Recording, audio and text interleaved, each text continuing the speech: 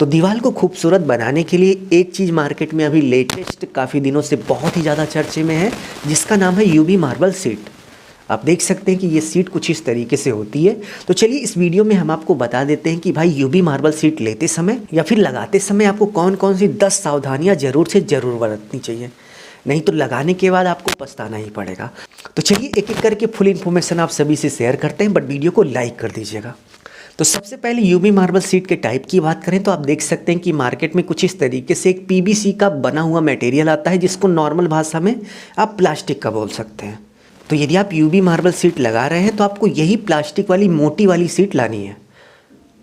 मैं ऐसा क्यों बोल रहा हूँ, आप देख सकते हैं कि मार्केट में कुछ इस तरीके से एक एडेसिव आता है, यानी कि सीट का यूवी मार्बल सीट की तरह एक पेपर आता है, जिसको आप दीवार पर कुछ इस तरीके से चिपका सकते हैं और बाद में ये उखड़ जाएगा।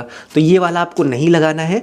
मार्केट में कुछ इस तरीके से आप देख सकते हैं कि जो पीवीसी की सीट आती है ये आपको लगाना है, और इसको लगाने के लिए कुछ इस तरीके से सिलिकॉन फेविकोल का उपयोग किया जाता है।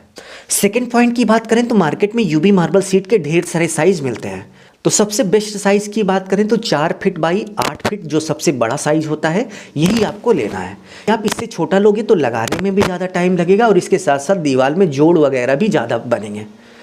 तो आप जब भी मार्केट जाइए, मार्केट में हमेशा 4 फीट बाई 8 फीट वाली सीट आपको लेनी है। नेक्स्ट पॉइंट की बात करें तो सीट लेते समय इस बात का ध्यान देना है कि सीट कितने mm की है। जैसे मार्केट में आपको 2 mm, 2.5 mm और 3 mm, 3.5 mm की सीट मिलती है। तो आपको कभी भी 2 mm से कम वाली सीट नहीं लेनी है। यदि आप इससे कम लेंगे तो उसकी क्वालिटी भी अच्छी नहीं होगी और वो जल्दी से टूट जाएगा।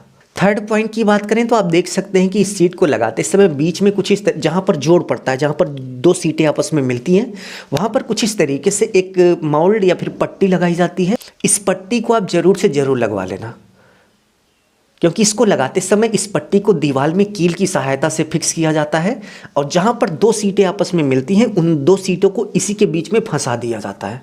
इससे आपकी जो सीट है वो बाहर की तरफ कभी भी नहीं निकलेगी यदि आपने इस पट्टी को लगवा दिया। और ये ज़्यादा महंगी नहीं आती, बस 10 फीट का एक जो लेंथ होता है वो 200 के आसपास आपको मिल जाएगा। नेक्स्ट पॉइंट की बात करें तो आप देख सकते हैं कि यूवी मार्बल सीट लगाते समय कुछ इस तरीके से एक फेविकोल का उपयोग किया जाता है, और इस फेविकोल को हम सिलिकॉन फेविकोल बोलते हैं। तो इसको लगाते समय आपको हमेशा सिलिकॉन फेविकोल का उपयोग करना चाहिए। 5 नंबर पॉइंट की बात करें तो आप देख सकते हैं कि इसको लगाते समय कम से कम आपका दीवार पूरी तरह से प्लास्टर होना चाहिए। यदि आप डायरेक्ट ईंट की दीवार पर लगाएंगे तो इस पर यदि लोड पड़ेगा तो ये वहीं से टूट जाएगा, टूटने का डर रहेगा, ठीक है।